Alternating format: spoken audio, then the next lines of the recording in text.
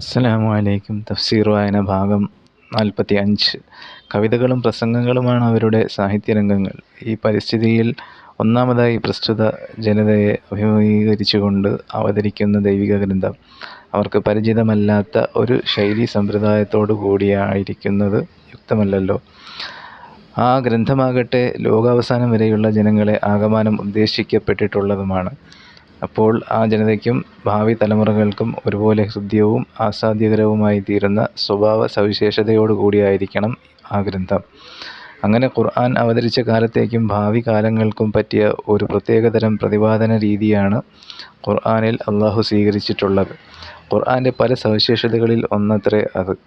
സർവ്വസ്വീകാര്യമായ തത്വങ്ങളുടെയും പൊതുവിൽ അംഗീകരിക്കപ്പെട്ട സിദ്ധാന്തങ്ങളുടെയും അടിസ്ഥാനത്തിൽ സുഗ്രാഹ്യവും സുപരിചിതവുമായ ഉപമകൾ സഹിതം സുവ്യക്തങ്ങളായ ലക്ഷ്യ ദൃഷ്ടാന്തങ്ങളോടുകൂടി മനസ്സിനു സമാധാനവും മനസ്സാക്ഷിക്ക് യുക്തവുമായി തോന്നുന്ന ന്യായവാദങ്ങളോടുകൂടി അത് വിഷയങ്ങൾ കൈകാര്യം ചെയ്യുന്നു. ചിലപ്പോൾ വളരെ സംക്ഷിപ്തമായി ഉദ്ധരിച്ച ഒരു വാർത്ത മറ്റൊരിക്കൽ വളരെ സവിസ്തരമായി പ്രതിപാദിക്കും.